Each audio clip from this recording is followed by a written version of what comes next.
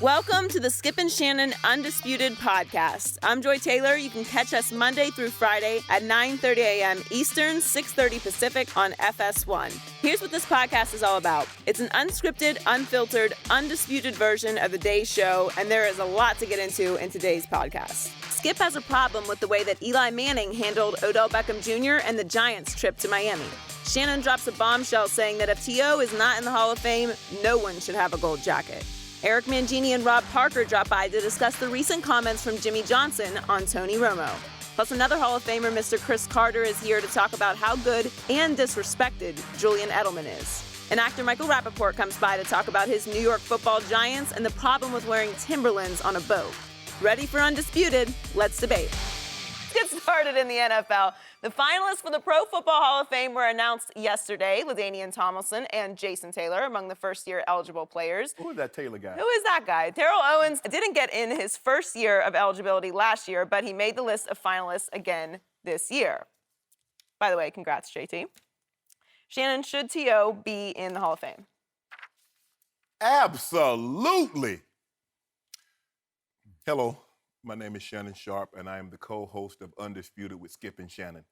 And I will be Terrell Eldorado Owens' presenter for enshrinement into the Pro Football Hall of Fame. Are you offering or you know you will be? I'm saying I'm his presenter. This is how they actually do it inside the room. So this is how you're doing it. Okay. Yes. I thought you were actually giving his Hall of Fame induction presentation. No. Okay. Terrell Owens. Number 2 in yards, 15,934. He's number 3 in touchdowns, 153. Skip, he's the only man to lead 5 different teams in receiving. He was all-pro on 3 different teams. He had 8 seasons in which he recorded double-digit touchdowns. And I know what the presenters are saying. What he did on the field and the distractions he caused on the sideline and the locker room is an extension of the football field. Well, if that's the case, the meeting room should also be an extension of the football field. Skip, you cannot argue his numbers. And I go back and forth. But after I went back and did all my research last night, Terrell Owens is the second greatest receiver in the 97-year history of the National Football League. Yes, he is ahead of Randy Moss. And I'm going to give you one of the main reasons I put him ahead of Randy Moss, because Randy Moss said, I play when I want to play. Dante Culpepper in 2005 at the Pro Bowl, he was there a large part because of Randy Moss' contributions. He says, he's my good friend, but you almost get to thinking that maybe enough is enough. And maybe the Vikings organization has had enough. That's what Dante Culpepper said about his friend and teammate at the time, Randy Moss. You see, T.O. has this perception, and everybody says, well, T.O. was this, T.O. was that. But here's a guy, Randy Moss, who's going to be coming up for enshrinement next year. And he's kind of gotten a pass. Because if you remember, he was traded to the Raiders for Napoleon Harris, a 1st and a 7th round pick. 2 years later, he was traded to the New England Patriots for a 4th round pick. Had a great run in New England. New England traded him back to Minnesota for a 3rd round pick. Within a month, the Minnesota Vikings had released him.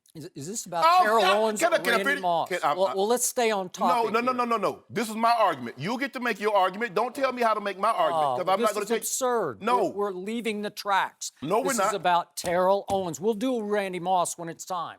Can I make my argument? Well, you can try. Oh, That's all you got is Randy Moss. I would appreciate it if you not interrupt me, because I'm not going to interrupt you when you make your argument. Well, that's debatable. Terrell Owens is the 2nd greatest receiver of all time. And I know people will say, well, 5 teams got rid of him. 4 teams couldn't wait to pick him up. He led the Cincinnati Bengals in receiving when Chad Ochocinco was in his prime.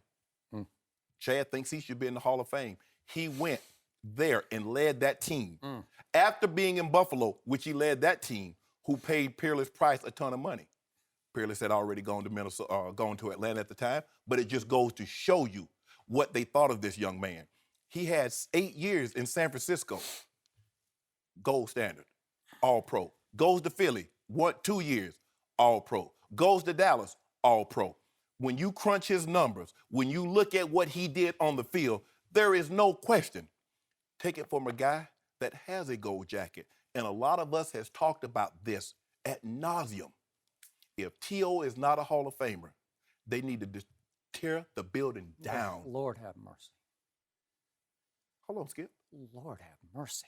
You've gone over the edge. Okay, keep going. I'm telling you. I'm not telling you no hearsay. I'm not getting in speculation. I'm not getting in conjecture. I'm telling you what I know.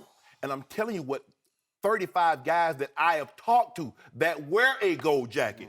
If T.O. is not a Hall of Famer, nobody should be in the Hall of Fame. Oh, Lord have mercy. I am so disappointed in you. I have so much You'll get over it. respect for you as a Hall of Famer. You have lost all perspective on this. I tell you all the time. What dog do I have in the fight, Skip? You read Twitter too much, and you're being overly influenced by a Twitter that loves it some T.O. Trust me on that. Skip, So let me ask you a question. He was never a teammate. I never played for any of the teams that he played for. Yeah. So what dog do I have in the fight? I don't know. I don't get it. I'm dumbfounded by this because here's what I know. And I'm obviously not in the Hall of Fame, but I've covered this game for a long time, and I covered the first team that Terrell Owens played for. And I don't care about any of those numbers you can throw out because this isn't the Fantasy Football Hall of Fame. If you want to make a Fantasy Football Hall of Fame, you should induct Terrell Owens in that tomorrow. And I don't care about get your popcorn ready. I don't care about pulling the Sharpie from your sock and signing your touchdown ball and taking it to your financial advisor in Seattle, handing it to him in the ground level box in the back of the end zone. I was there that night. I don't care about taking the cheerleaders' pom-poms and doing a dance. I know it was wildly entertaining. If you want to create an entertainer's wing of your Hall of Fame, you should put T.O. and Chad in there back to back. T.O. belongs in there because of his numbers. Yeah. Debate his numbers. I'm about to. If we're about to, if we're talking about a transcendent player, one who was so valuable that he lifted teams into contention just in and of himself, we are definitely not talking about this man being worthy of a Hall of Fame bust in Canton, Ohio, because I nicknamed him Team Obliterator. And never have I come up with a more fitting nickname because I was there in San Francisco and I made the same mistake you are making right now. I became a T.O. fan for about my first year covering Terrell Owens. I was the only voice in the Bay Area media that backed Terrell Owens. And I can't tell you how many of the players in that locker room, one by one, would pull me aside and say, or send me emails or texts and say, you have no idea what a disruptive influence he is in this locker room. He is tearing our team apart. And finally, I woke up. I was enlightened as I watched him publicly, verbally attack repeatedly Steve Mariucci as head coach. He accused him of this. I don't want to get into all the things he accused him of publicly. Then he had shouting match. Can we talk his numbers? You won't talk his numbers. You I'm off talking the about field. Get on his numbers. He tore up 3 teams that had the talent to at least get to a Super Bowl, if not win the Super Bowl, and this was the first one. He repeatedly went after San Francisco had no chance of going to the Super Bowl. Are you kidding me with that team? That was loaded. They were lethal. They had talent galore on both sides of the ball that year. Go back and look at them. They made the playoffs, but they got torn apart by this guy who went after his coordinator, Greg Knapp, and then finally, he even went after the guy who threw him the sugar, Jeff Garcia, who made Terrell Owens a lot of money throwing him a lot of deep balls because Jeff Garcia was a pretty good NFL quarterback. And Terrell Owens made Jeff Garcia a lot of money by catching those balls. And you know what? He even campaigned to get Jeff Garcia out of the quarterback position and Tim Rattay. He campaigned for the backup Tim Rattay to be the quarterback. And finally, Terry Donahue, the GM of that team, threw up his hands and he said, you know what? More trouble than he's worth. Complicated trade. He winds up in Philadelphia. We're right on schedule. Very quickly, he clashed with Andy Reid. He had a shouting match with Brad Childress, the offensive coordinator. And then, infamously, he threw his quarterback and his soulmate, Donovan McNabb, under fleets of buses. Fleets. It was one thing after another. You off the field. Can we get to his numbers? I'm about to get to one number. That year that they got to the Super Bowl, Terrell Owens did not play in the 2 home playoff games that they won, and they were just fine without him. And I've had 2 prominent Eagles on that team, and I can't say their names, I wish I could, tell me that it was a mistake to allow Terrell Owens to play in that Super Bowl game because he could not run, and Bill Belichick knew he could not run. So they let him. He had 9 for $122. He did, 9 for 120. That's why I'm getting to a number.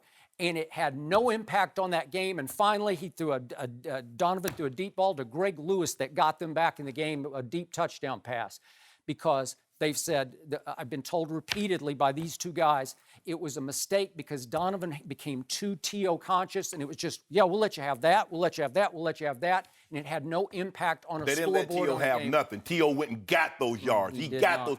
Can we get to his numbers? So finally, a Hall of Fame coach in Bill Parcells said, Jerry, no, I don't want Terrell Owens.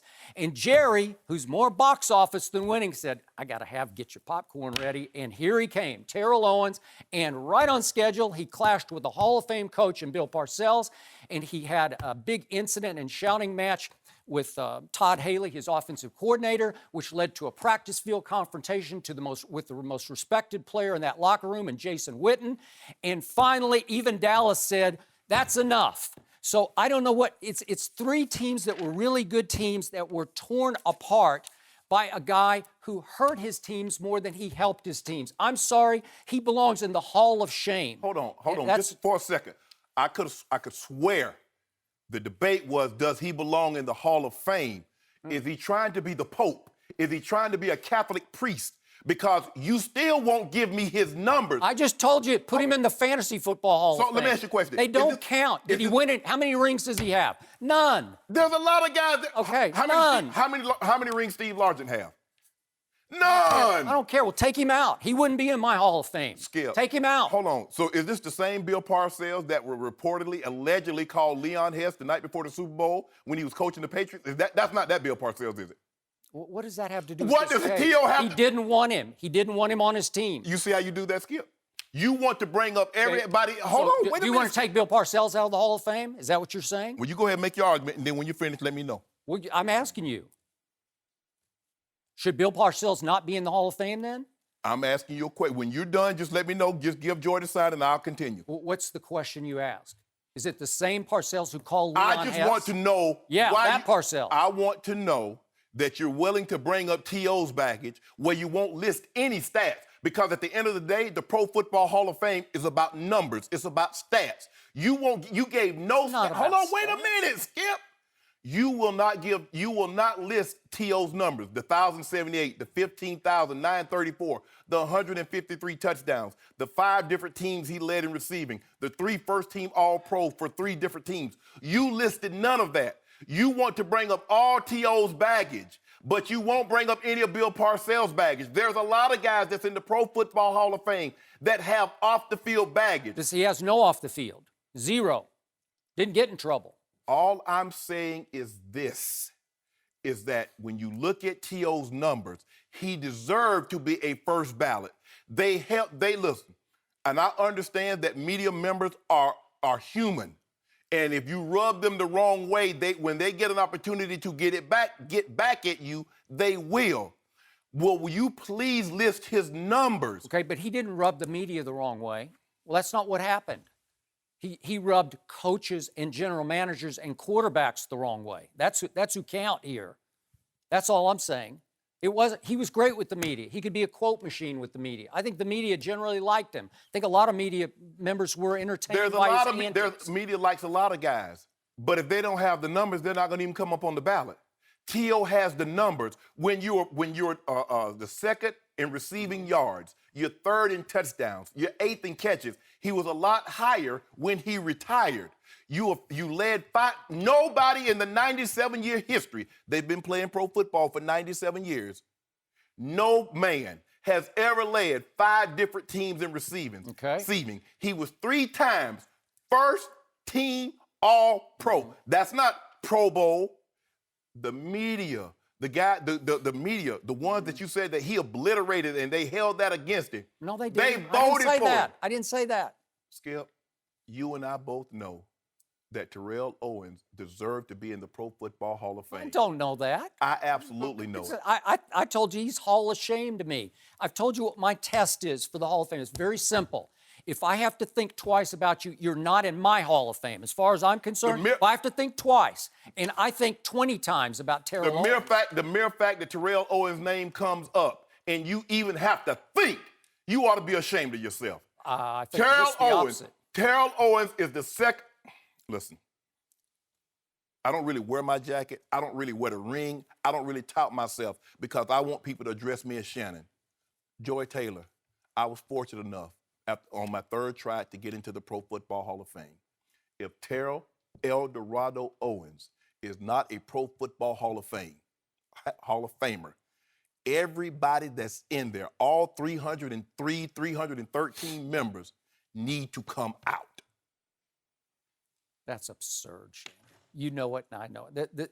It's shameful to even put him in the same sentence with Shannon Sharpe or Chris Carter. It's shameful. I'm sorry. Skip, I had a nice career. Yeah. Skip, I had a very good career. Skip, did you tear teams apart? No, Skip. No, you lifted them. You brought them together. Skip, I'm sure if you go back enough, you're going to find somebody that played with the Broncos, somebody that played with the Ravens, somebody that played at Savannah State or Glenville High Bulldogs that will say Shannon was selfish, Shannon was this or that. Okay. I've never heard that. No, not one ounce of that. Not once. I'm sure if you search hard enough.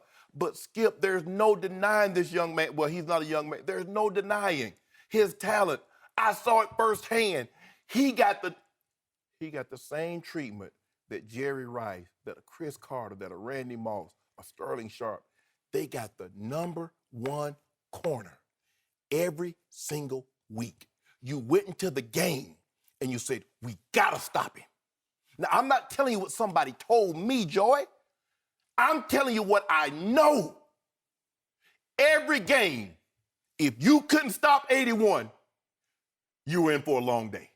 No, you always tell me you got to stop the running game first, right? Skip, I'm telling you, Skip, that man belongs in the Pro Football Hall of Fame.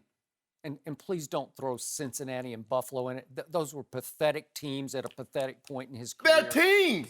But they jumped on him because they needed some box office. They needed. So why did Dallas jump on him? Why did Dallas jump on him? Sell tickets. Why did Dallas jump on him? Well, Bill Parcells didn't jump on him. Jerry Jones did though. Yeah, and it was a big mistake, and Jerry would tell you it was a mistake today. Okay, let me ask you a question.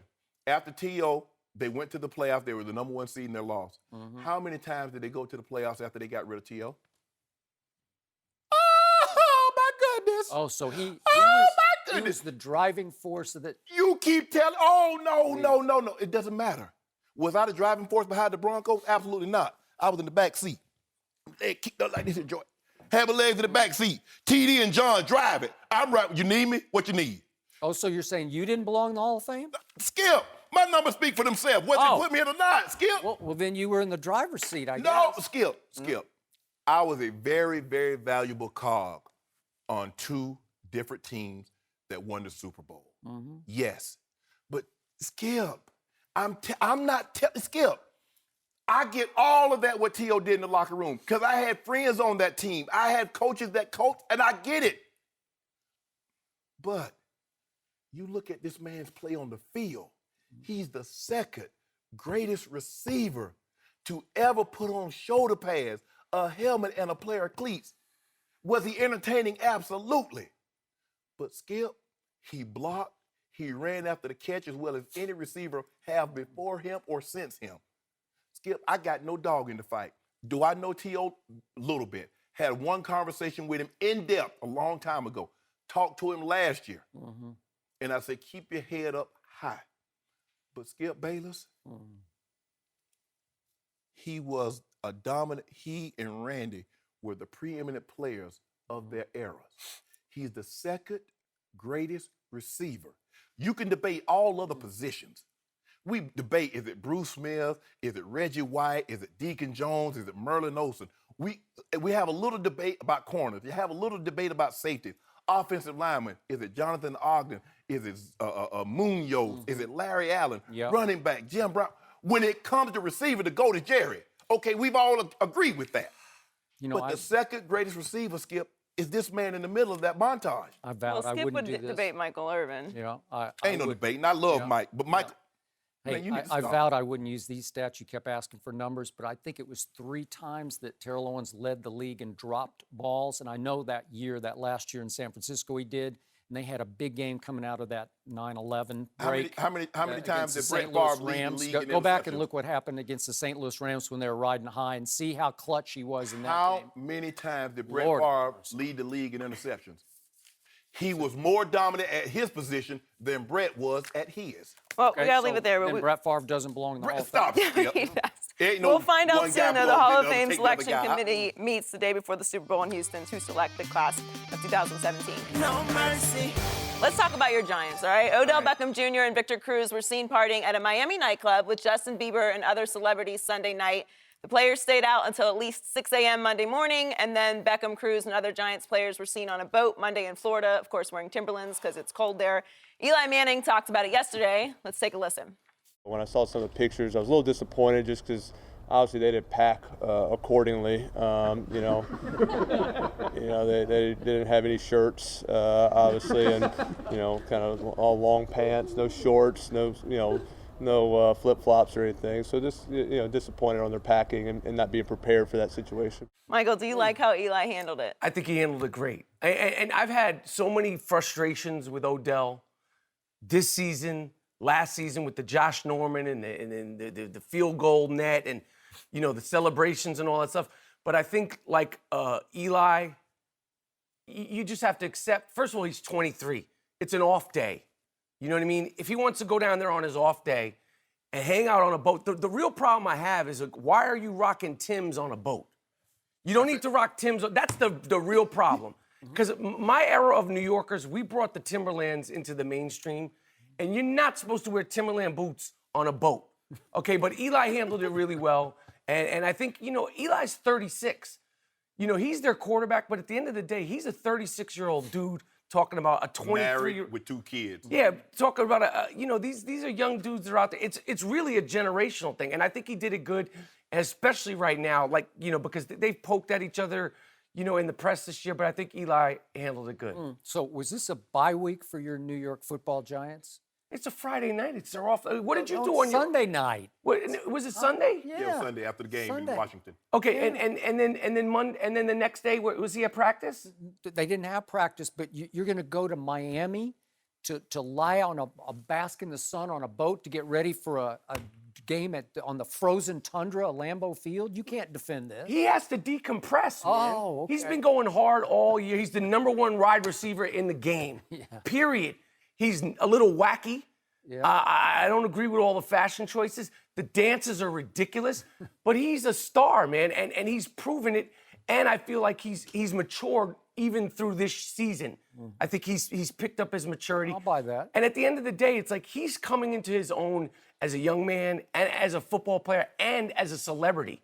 That kind of stardom, you can never sort In of New York. in New York, and he can't hide. He's got the purple hair and the blue hair and all that stuff. So I mean, he's sort of picking up the pieces and catching up with what all that entails. So at the end of the day, aside from the fact that he wore Timberlands on a boat, Skip, you've been on boats. You had your shirt off, but you don't wear Timberlands on a boat, I had my shirt off, but no. right? I was just barefooted. You had your shirt. For what? Relax. Why'd you have your It's shirt off? sun. Because people like to see it when I got my shirt Let off. him live. That's why I look, yeah. there's- One of us is cut. One of us is ripped. What'd you do? I bet, You cutting carrots and you cut your No, finger or something? No, No. I could see Skip's got a little, There- he's. I got a Look, Mike, lot. Listen, not everybody's at Soul Cycle. Not everybody's at Flywheel. the flywheel. The spin class is not following the rules. Yeah, he goes once a week. He's got a bad reputation at the spin class. Take 6 classes a week. I know, but you're belligerent in there. Everybody's off the saddle. Really? Yeah, no, Belligerent? yeah, belligerent. He doesn't, But I'm in the he back. doesn't follow I'm in the back. They instructor. can't see me. That's It's not what dark. I heard. I heard that you're in there belligerent, like everybody's doing certain things, and Shannon's in the back not following Your the wife rules. ratted me out, didn't she? She told me. She Why told don't me. you just lead the class Well, then? first of all, after a certain age, you should not take your shirt off. I agree. Except here. No, you. Hey, you want No, more see no. it? Let me ask you a question. And Skip and I was talking about it. As far as New York athletes, Yes. who's the most popular New York athlete right now? Odell, not even close. I think Eli's still in the ballpark with 2 Super Bowl rings and that name in Saturday Night Live. He's Popular. Still got some. I'm talking about, but in star power and just sort of. Odell, as far as star power. I don't know. Listen, I mean, he's a legend. He brought us 2 Super Bowl rings. Yeah. But Odell, as far as star power, popularity, being fly, having swag, being the dude, being sexy, the chicks like him, the dudes like him. He drives us all crazy with all the antics. But he's the guy. Yeah. He's the guy. I mean, Eli, he's like the uncle now. With these guys, he's like Uncle Eli. He's 36. He's a 23-year-old young dude. I agree. And I told Skip, and we talked about it earlier, I loved it because he could have made this thing a lot more combustible than it needed to be. Because you remember he said, sometimes you do get sick of Odell's antics, and it was front page, middle page, and back page news, and then he tried to walk it back a little bit. So to keep from this happening going into the playoffs, let me just make light of the situation. Although I might be seething inside, I can address Odell behind closed doors, let him know I'm not pleased with this because the optics doesn't look good.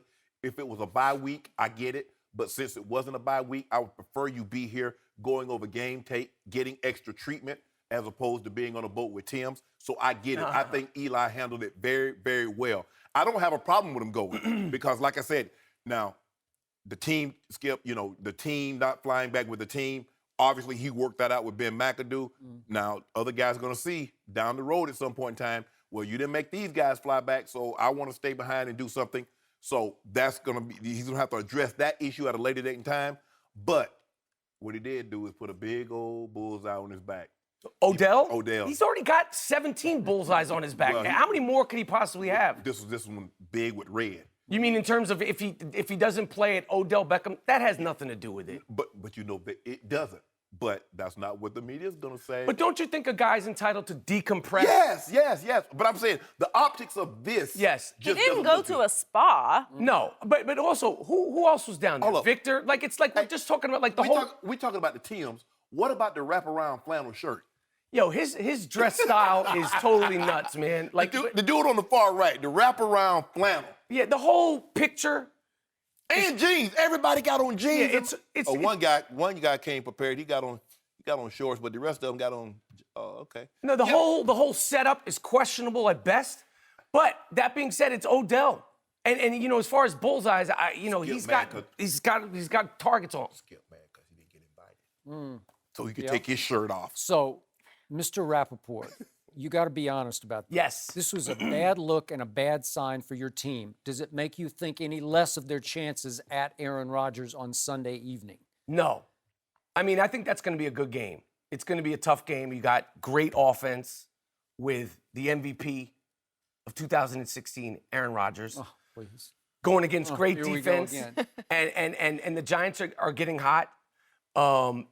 The Packers are super hot. So I think you just picked Green Bay to beat your Giants. No, I didn't pick them. Well, it's where you're going. But I will say, Aaron Rodgers was my fantasy football quarterback. Oh, so that's why. And I watched him very closely, and I see you killing him. Mm-hmm. He's overrated this. Yeah. He's not this. He's not that. How'd you like him in fantasy for those first 10 games? He did his thing. He had 2 games that were bad.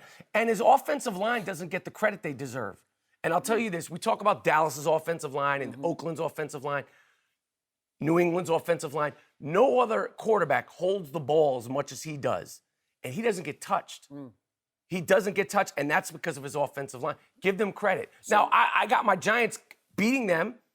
I don't know. And then you know what's going to happen. We're going to go into Dallas. Yeah, and you're going to lose finally. No, Third time's the charm. No. We're already in your head. Yeah.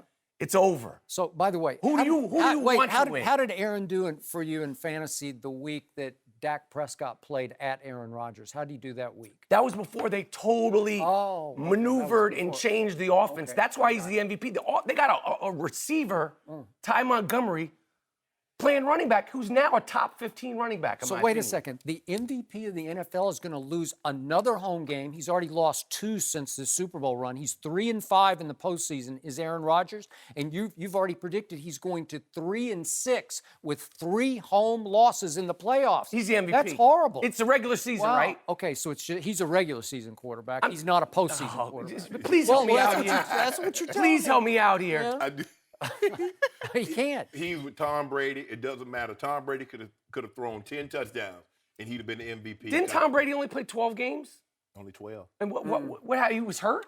No. He missed 4 games. Was he hurt, Joy? He was not hurt. No. What was him? I can't remember what happened. It was so long ago. I'll tell you what happened. He got framed and railroaded by the Framed. What is this, commissioner. Goodfellas? Yeah, it's What are you talking about? It is Goodfellas. Roger That's a Rabbit. good name Yeah. for it. Roger. Yeah, But he only exactly. played 12 games. Yeah, he played Aaron 12 Rodgers games, and he- depleted offense. Wait, in just 12 games, he threw 28 touchdown passes. Fantastic. 2. You know what? Because I knew Skip was going to get Tom Brady in this.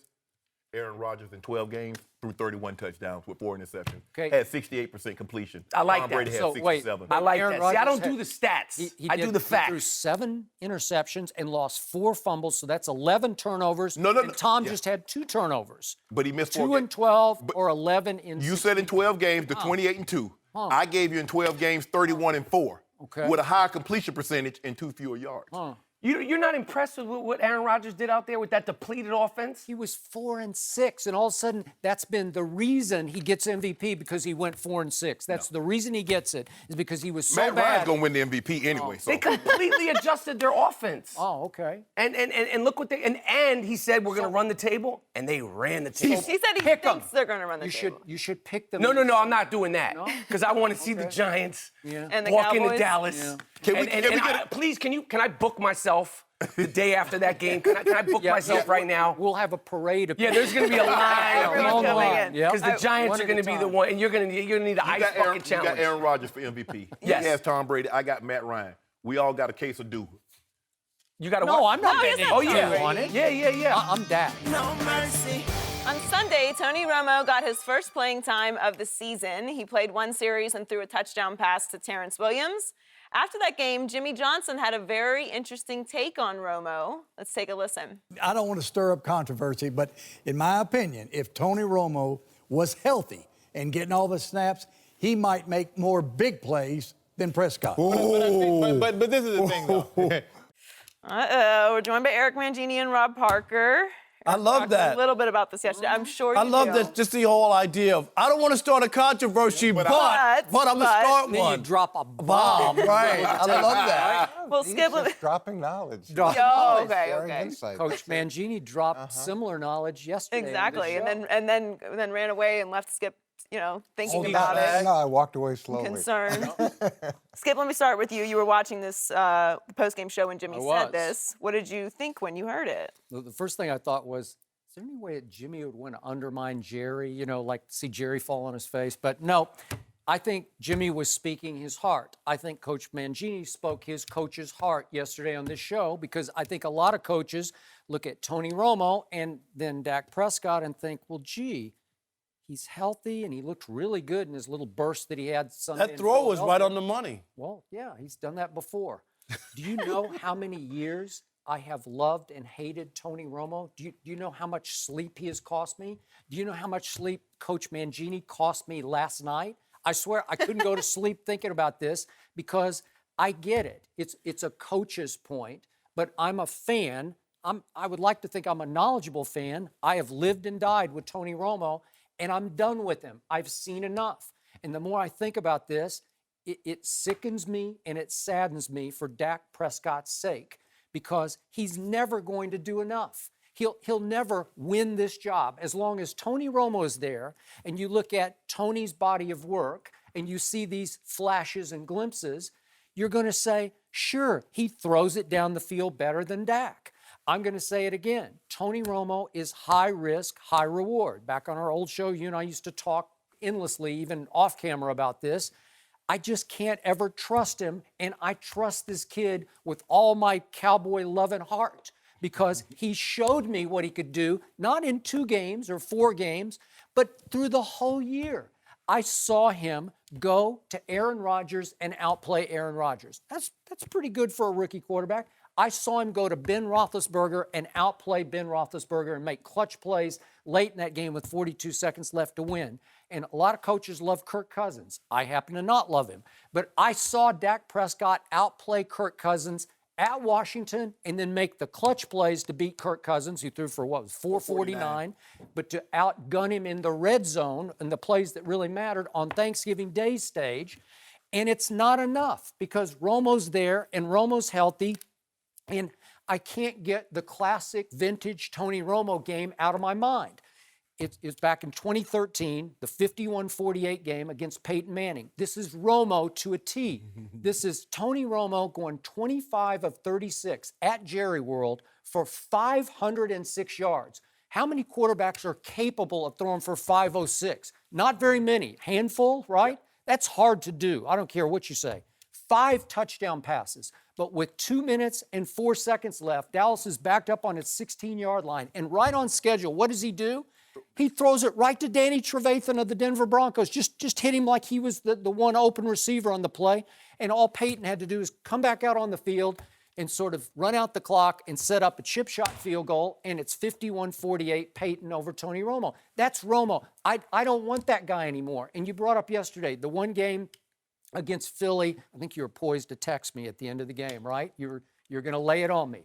But they're down, and Dak has. It would have been a nice text. It would have been a nice text. Okay, but Subtle. Dak had a rough game. He had a rookie game all the way until, wait a second. When it was time, when the money was on the table, he drives them 90 yards in 11 plays. Was that a Monday night or a Sunday? Sunday night. Okay, so it's a big stage. Against a bad solo Philadelphia stage. team. Okay, but at that point they weren't. And Coach Mangini will tell you that Jim Schwartz, his coaching buddy, had that defense playing at a high level at that point in the year. Am I right about that? Yeah. Yeah. They had him play at a high level the whole year, but Well, okay, but at that point, a lot of people were giving Philly a real shot to win that game, if not win, maybe win the division.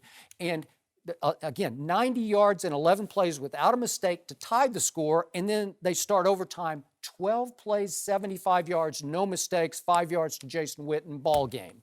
That's pretty great. You should be able to say once and for all, it's that kid's job going forward, and yet Jimmy Johnson, for whom I have great respect, and Eric Mangini, for whom I have a lot of respect. No, I'm kidding. I have a great respect for it. But you went through this with Tom Brady. I don't know that you went into your first playoff game thinking, we got to have a quick hook for Tom Brady. Maybe you did. I don't know. But now you're telling me it should be a fairly quick hook. If Dak struggles in the first home playoff game, that you should have Romo waiting in the wings, ready to go. And if you were the head coach, you might want to throw him into the fray. okay. So the first thing I want to respond to is you're mad at Tony Romo. I'm not mad at him. No. I'm just done with it. But think about it. For a game where he scored 48 points, that's amazing to me. Like the fact that anybody could be mad at the offense. If you went into the week and said, hey, if you guys put up 48, we got this one. You know, and then you lose 51-48 and people are mad at Romo for that. To me, that's kind of the narrative that's been written about Tony, which I think is unfair. And if you look at Tony, his percentage of plays over 20 yards, his percentage of plays over 40 yards, his touchdown percentage, all those things are better than Dak. And I know it's not apples to apples because it's a smaller body of work for Dak, but I think it would be a lot better number for Tony if it was just based off this year with this team too. And all I was getting at, before we go, Rob brought up the quarterback rating yesterday with Aaron Rodgers being #1 in the NFL. So I wanted to see if it was Robopedia. So we went back and we checked. And who's #4, Rob? All time in quarterback rating? Tony Romo. Tony Romo. Okay, so that's so the narrative to me is unfair. Wait, so was Rob right or was that Rob? Rob was actually right. Thank you, Robopedia. Shockingly enough, I was right. But what was nice about it is then it was Tom Brady, and then it was Tom Brady was #3. Yeah. He was #3. Russell Wilson was #2. And then Tony Romo was in there. So that's pretty good company. Yeah. Who's sitting on the bench. So my point was yesterday that if the kid struggles, which is a possibility. Sure it is. And you go into the fourth quarter and you're down by 14, and you've got this other guy sitting on the bench, are you just going to stay with him because you don't want to hurt his feelings? Or are you going to try to get out of the game, win the game, and move on to the next round? And you'd hate to sit there and think, what could have been? That was my point. Would you have gone to him against the Eagles at home on that big stage Sunday night game? Would you have gone ahead and I don't know if he was healthy then, though, Skip. Well, I'm just doing hypothetical. okay. If he was, Well, they were down. It was the start of the fourth quarter, right? And it wasn't that lopsided score. It's more, and I do think that Jerry has this in mind, the idea of I agree. Romo Sure. being a change-up type guy or even a closer or he could close out the first half, or he could close out the second half. You know, and I know that will not work long term. Yeah, I'm not necessarily advocating for it in the first half, but I do think when you have a player of his caliber sitting on the bench, and if your young player struggles and it's late in the game and you're thinking, okay, how much more can I watch this? And everybody knows if you lose the game, you're going home. At some point, you owe it to the other guys to take a shot. This is lead them not into temptation. So he's sitting there, and it's just too easy to say, "Oh, throw Romo in." It's starting to teeter here. But every time it's it's a high-class teetered, problem, it's though. proven that he can pull it out. But I think that you're not being fair from this standpoint. And I get what Dak has done. No one's saying that he shouldn't start the playoff game. And if he plays well, he should continue to play. So that's not the issue. But it's experience against inexperience where you don't know what you're going to get. And even though Romo's had those bad moments that you talk about, he's also had a lot of good moments where you say, this guy's been out there on the big stage when it mattered most. And we saw him put up 48 points or whatever. And then you see him throw the ball the other day. You know he's healthy. I understand that you have 2 games to win to get to the Super Bowl. And I'm going to leave the kid in if he plays poorly just because he played well all year. And I have this guy sitting on the bench who has performed. Hold on, wait a minute. Everybody, wait a minute. Am I Rip Van Winkle? Have I been hibernating? What did I miss? They're talking about Tony Romo coming in the playoffs. He's 2-4 in the playoffs. In his 4 losses, he has thrown for under 201 or fewer yards. That's true. In 6 playoff games, he has 6 plays. In 6 playoff games, he has 6 plays of 25 yards or more. What are all these big plays that everybody's talking about, Skip? He did have one that got robbed, but No, he didn't. Yeah, But that play, that was no good. But think about this. When we talk about Tony Romo, what do we always go back to, Joey? 2014. You don't go back to a specific year with Tom Brady or Peyton Manning or Aaron Rodgers. But you talk about 2014, that was 2 broken collarbones, a back surgery, a go. He looked good Sunday in the 6 plays. But did he get hit? No, he did not. This narrative that y'all paint that Tony Romo is this all-time great. All-time great QBR, okay, I get that. Don't look at me. I'm not saying that he's all-time and great, hold on, but you're discounting his experience on a big stage. won That's 2 all I'm games. saying. It's 2 more than Dak. How many has Dak won in the playoffs? 0. And here you are, Jerry Jones, with this right on your plate, and you're going to let this kid, right, who has a bad first half or 3 quarters, he's going to just sit there and say, okay, we're going to go that route? How many times have Tony Romo won 13 games in the season? None, but he won 12. When is 12 more than 13? When you go to the bakery. But That's true. Good point. The baker's dozen. I want a baker's dozen. You get the regular dozen. I want the baker's job. dozen. You like that? Yeah. That was all. Very quick. surprisingly accurate. Go ahead, man. Good. I don't think it's a function of painting a narrative. I'm not trying to paint a narrative. The statistics are the statistics, and his body of work. Playoffs or regular season statistics. But his body of work, it's career statistics is what I looked at. So I assume they're factoring in the playoffs. But if you look at his body of work, the numbers are what the numbers are. And granted, Dak has had a fantastic season. We don't know what Dak's story is going to be as he gets 7, 8 years down the road. We've seen what happened with some one-hit wonders in the past that Skip was very passionate about. But Tony has a body of work. Who got hurt? Well, players get hurt, and then some players come back, and some players don't come back. Tim Tebow? No. RG3. Well, that's a different guy. We're talking about the rookie of the year. Yeah. Robert Right, Griffin. which I think you can sometimes get into. My only point was, and I would imagine if you were in the playoffs and you were as successful as you weren't getting the ball or the offense wasn't clicking, and you had a guy like Tony Romo sitting on the bench, would you be mad if the coach made the switch in the fourth quarter to try to change what was happening? I've never had that. I've been in some playoff games where I caught one pass, and so as long as we win, I'm cool with that. But I get your point. If we're down 10 points heading into the fourth, we're down, and we're like just muddling around, okay, fine. But let's not paint this that Tony Romo is Tom Brady or this Ben Roethlisberger in the playoffs. The guy's won 2 times. He's been a starter for over 10 years, and he's only been to the playoffs 6 times. So he's missed the playoffs, and when he gets there, he normally wins 1 game, if that. And by the way, Coach, that one year that you were there that you broke through and won the Super Bowl against the Rams, Brady didn't have the year that Dak had. Brady wasn't that great. We scored 3 offensive touchdowns Okay. in the playoffs and won Right, the Super so Bowl. was Drew and one of those Bledsoe- yeah, one of those touchdowns was from Drew Bledsoe in the AFC The championship game. People don't remember and we that. were really happy to have Drew Bledsoe at that point. Okay, so was he on the front burner just in case Tom struggled? Was the first playoff game the Tuck Rule game, or was it? Yes. Yeah. I think that was the division. the burner was Against the the burner Raiders. was the burner. At that point, it's all hands on deck. It's whatever you have to do to try to win the game. And that's what I'm getting at is if he's struggling and it's late in the fourth quarter, and sometimes it just guys have an off day, and you're sitting there with a guy like Tony. I'm not even saying if Tony gets you through the game, you'd go to Tony the next game, you'd go back to Dak. It is just a very unique option, and I know that you advocated very strongly, incredibly strongly, for Jason Garrett as the coach of the year. So I think the did. fact that you are so strong Thanks in to that you. position, Yeah. you should trust him because you've said on this show definitively many the coach times of the that year. Jason Garrett is his Cowboys coach of Okay, the year. But while I trust Jason, I don't trust Tony Romo. I trust Dak. I don't trust Romo. So, That's my bottom line. If they lose, just say they lose to Aaron Rodgers and Which- Dak which they won't, but Well, go I'm ahead. just saying, let's hypothetical, Okay.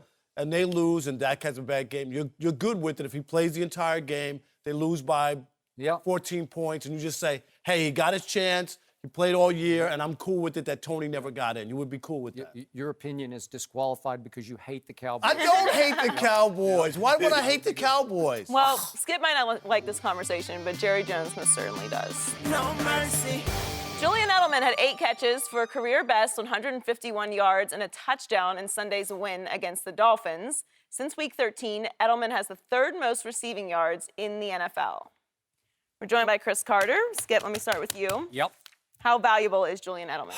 You know, the more I watch Julian Edelman, the more I think he doesn't get nearly enough credit for the consistent impact he has for the New England Patriots. And right now, he's the best receiver on the NFL's best team, and he is the biggest reason they haven't yet missed the flip side of Julian Edelman, who is 6'6", 270-pound Rob Gronkowski. And to me, especially in big games like that one in Miami, which was pretty big for New England, they'd lost 3 straight games in Miami, and in playoff games, Julian Edelman has top 10 receiver impact. I can't put him in the top 10 vacuum receiver. You know, if I just put him at the combine, he's not going to be that guy. He ran 4.5 coming out of college, where he was, as you guys know, a college quarterback at Kent State.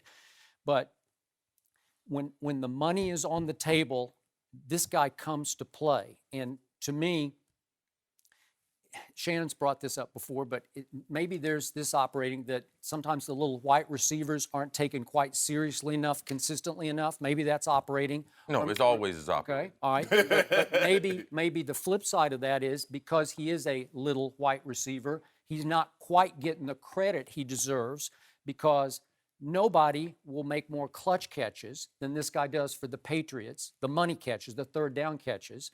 And he's won the ultimate respect of a tough guy to win the respect of, and that's Tom Brady. And he leads the NFL this year in broken tackles, so he will fight his little butt off for the extra yards. He'll take the hits.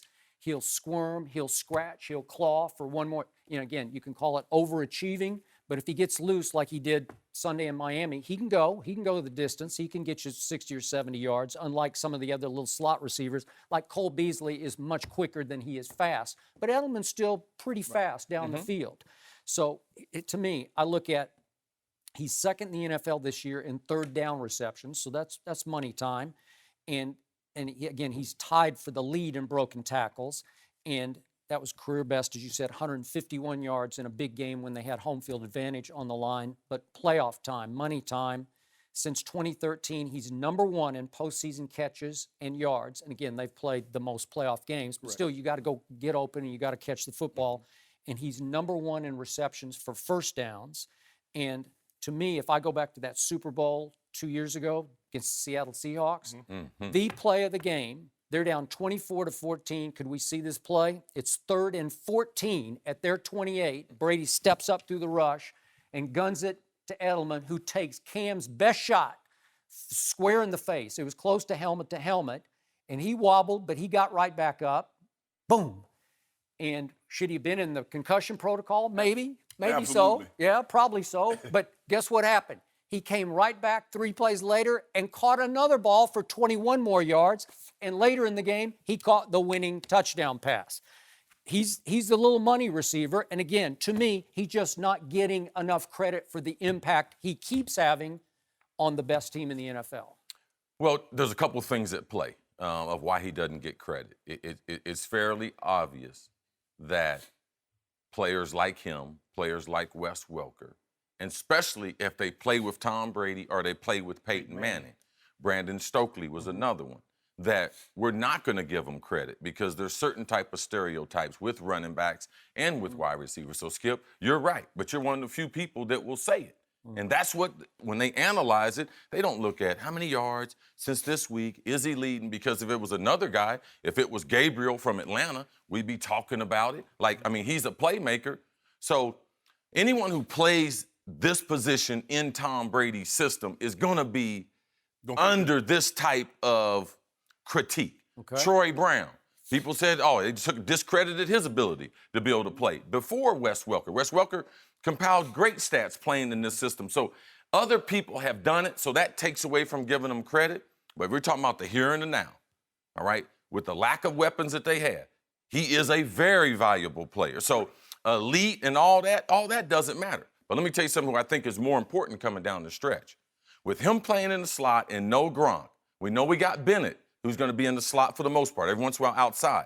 But Malcolm Butler and Floyd. Malcolm Floyd. Yeah. They will be the bigger parts. Now, Edelman's going to do his thing. Yeah. But having two big guys outside, Tom Brady in a couple weeks, because I can see how they put Floyd, they got him into the game plan. He made a couple plays. Oh, absolutely. And Floyd is their most talented receiver on the roster. He is. So watch Edelman. I believe he'll have a good playoff. But these two guys outside will allow him to wiggle and do what he does best. He is valuable to Tom Brady because of the type of system, but the chemistry, I think, is the number one thing. They had a blitz read in Miami.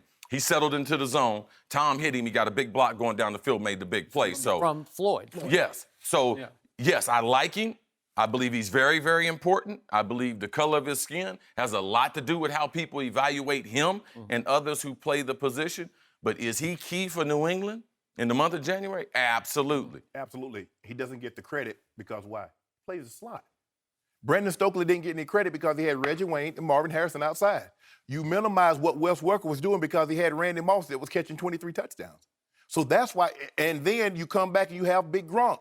Is he valuable? Absolutely, because they found he's carved a niche for himself. He's found a way to make himself valuable in the National Football League. Could he do this outside the numbers? No. There's a reason why slot guys don't make what the guys that play outside the numbers do. No matter how many, Wes Welker led the NFL in catches 3-4 years, but he wasn't getting paid like a Marvin Harrison. He wasn't getting paid like guys that play outside the numbers.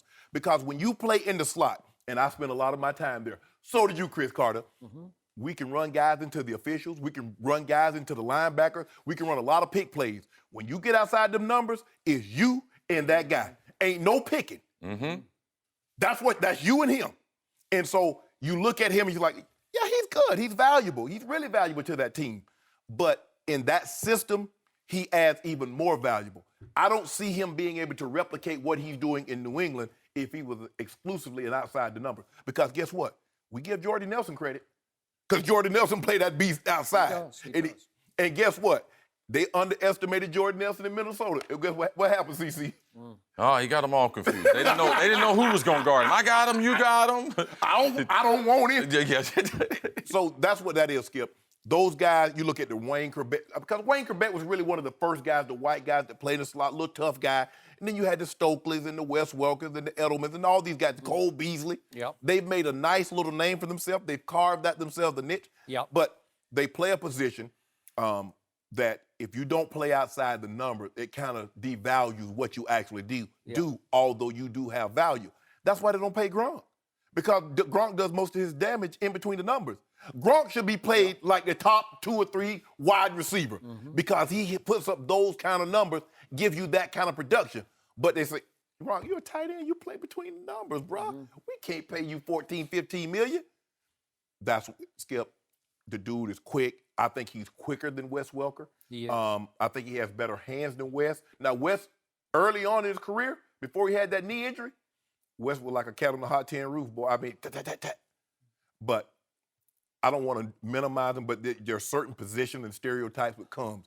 We don't see a whole lot of white running backs. We don't see any white cornerbacks. Last one I can remember is Jason Sehorn. Now, maybe you know one that came after that, CC. I don't. Brian Davis played before that with the Washington Redskins. Yeah. Long hair, Brian Davis, Nebraska. Yep. Yeah. Really, really good corner. Could run. Scott Case. Now, Scott Case. Yes. Scott's Safety, pretty good Atlanta for the Falcons. Falcons, Yes. out of University But I of think Oklahoma. I think that sometimes we get caught up into a guy getting an assignment, and it might not be the most glorious assignment. He might not be an outside. He might not be A.J. Green. He might not be Julio Jones.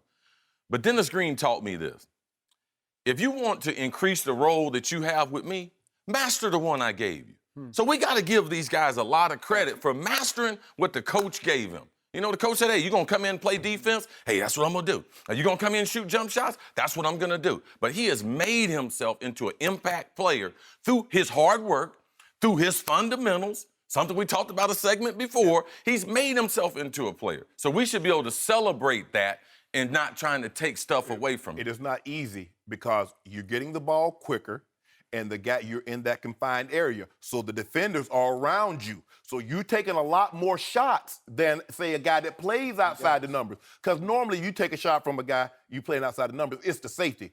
But when you play it inside, the linebacker might peel you, and then here's the thing, you option back, and then what about the D lineman? They chase. Yep. That's the big. And it takes a lot smarter football player to play in the slot than it does outside because of the variables that go with the position. Last quick point. On the old show, Chris Carter was often with me on the old show. Back in 2007, we used to do the debate. Wes Welker or Randy Moss for MVP. MVP. And I'm saying, seriously? He doesn't belong in the same sense with Randy Moss. And when the Patriots were on their roll, right? And this guy is much better to me than Wes Welker because this guy can run downfield routes and get loose. Wes Welker couldn't do it. It was all just that bing, bing, bing stuff underneath. But Wes did have a 99-yard touchdown against who, Joy? When Tom Brady opened the night threw for five. When Tom threw for 500 yards. That's the Dolphins. The Dolphins only had 7 guys on the field. They've been playing the last 20 years with 7 guys on the field. But this guy can return punts, which he does. I mean, he's got a little have more of a game. burst. Yeah. He reminds you a lot like Antonio Brown. They have that punt return, that stop quickness. And that's what he can do. He can and then option in and option away. That's the heart. And people are like, well, why don't they press him? Because he normally has the two-way option. Because now all of a sudden you riding him and you're like, okay, he's finna go up the field, and now he stops and whips away from you, like he did against Seattle for that touchdown. And he's a smart football player. He's a former quarterback, so he knows. He's a really smart football He definitely is. And mentioning quarterbacks, part of the reason he probably doesn't get as much credit as what you said earlier. He plays with Tom Brady, so. No mercy.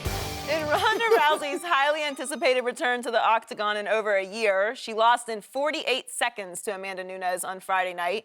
This week, Rousey said that she, quote, needs to take some time to reflect and think about the future. We're joined once again by Michael Rapaport. Michael, you're a huge UFC fan. Yes. What happened to Rousey? She got her butt kicked quickly. And, you can't be a fighter and not be able to take a punch, a single punch. The first time Holly Holm punched her, it was over.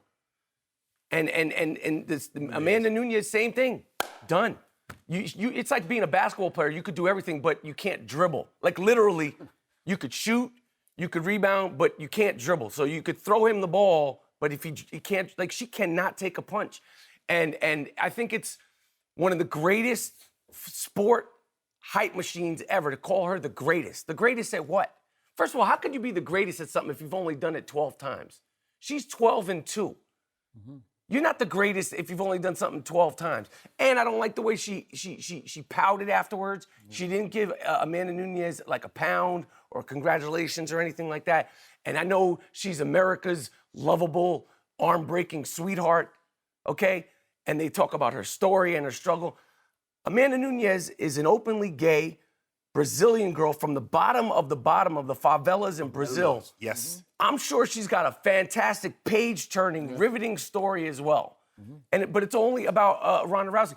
And I think they stopped the fight too soon And in my opinion, that was white girl privilege working at its finest. You wanted to get beat worse? I'm just saying, like, that guy Lineker that same night, Yeah. punched in the face, elbowed. I mean, there's been so many people in other fights, men and women in UFC, that have taken more of a butt kicking.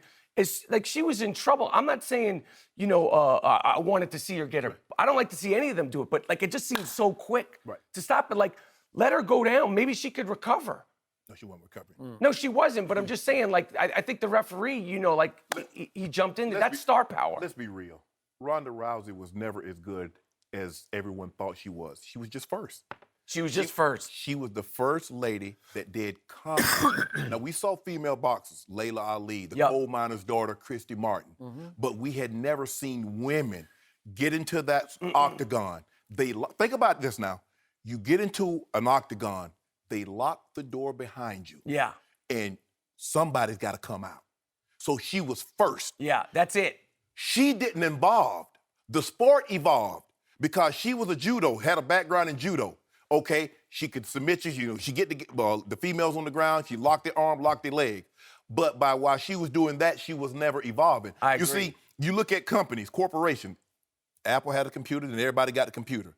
Then they come up with the iPod. Then they get the MP3s, and they say, camera phones. They say, you know what? We're gonna come up with the iPhone. Yep. See, Apple they keep evolving. Yep. She's the exact same fighter. The very first time she fought. Yep. And the lady that jumped in that ring with Amanda Nunes. Yep. She can fight Nunes 10 more times. No. And she'll get knocked out each time. Because you know why, Skip?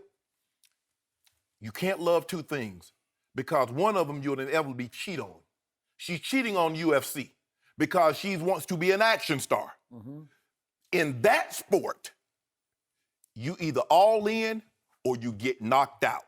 And each time she has not been all in, Holly Holm, Tebow. Amanda Nunes, Tebow. I don't even think it's the all-in thing. I think if you can't practice getting punched in the face. Well, the objective, you probably shouldn't try and take punches to the face. I get it, but I mean, you can't. If you can't take a punch in the face and you're a fighter of any kind, what kind of fighter are you? So what is she gonna do? What does she want to do now, Skip? Is she gonna be a movie star or is she gonna be a UFC? Because Dana White has made every accommodation to make sure all you have to do is just show up, let us announce the fight. No more press conference, no more nothing. Show up for the weigh-in, go do your thing. He's made every accommodation that he's never made for any other fighter. He pulled Conor McGregor off a fight because he wouldn't fly from Iceland to Vegas or Iceland to New York. He's made every accommodation for her. Yeah. Now, all these women that fight in that division, Skip, she's not beating any of them. None of them. She's done. Okay. And I just want to say about the acting, the fact that she got beaten so badly and with no fight back, with no pushback, unfortunately, I think it will hurt her as an actress because it's like Arnold Schwarzenegger without the muscles. Yeah, I understand. I got it. I got to defend Ronda Rousey on this point. She did win 12 in a row spectacularly. She bullied her opponents the way she got bullied the last two fights, but she did it with her judo and her wrestling and her armbar, and they weren't ready for it, and she would just attack her foe, and if she gets foe on ground, foe is done because it's going to be over quick because she's going to get you in her armbar move and hold, and you're not going to be able to defeat that. You're going to be stuck.